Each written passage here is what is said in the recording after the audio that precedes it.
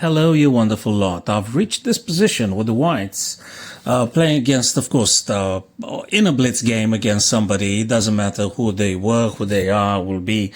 It's just that the tacticality of it, I think, quite enticing, beautiful to watch. So what I did choose to play here in those final seconds of the game, I've chosen to play a very natural move, which is b3 to b4, hoping that my opponent will just run the knight away. You know, I was just thinking that they're going to go knight to d7, knight to a4, something like that. And then they just courageously planted the knight on d3, thinking that probably it's going to stay there forever.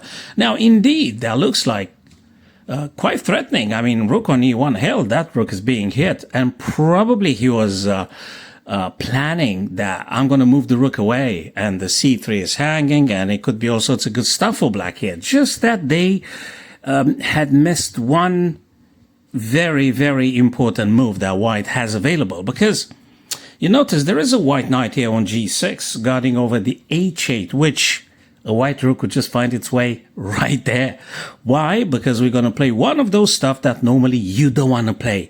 You never want to give the queen away, right? I mean, who in their right mind? But if at the end of it all, you end up by checkmating your opponent or winning big material, totally go for this. So queen takes now d3, and the guy, without even thinking, of course the painful stuff, now they just have to move the rook on the 8th rank, but of course the guy just took straight away.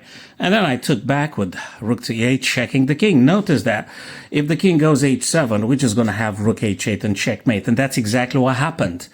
Now, correctly, well, less damaging, so to speak, would be just simply rook to f8, then rook takes, then queen takes, then knight takes, then king takes. But then again, my rook is going to play d1. I'm going to take the black pawn, and that was it. So, well, you know, black should just very well resign at this stage. Now, they played the h, and then rook to h8 was the checkmate. Now, I was thinking about just putting a music on the background, but I thought that maybe a couple of more words would be the necessary music for you guys to getting a clear picture of what happened. Anyway, thanks for watching it. Share the vid if you think it's useful or entertaining. Hopefully, going to see you on the live stream. Cheers, fellas.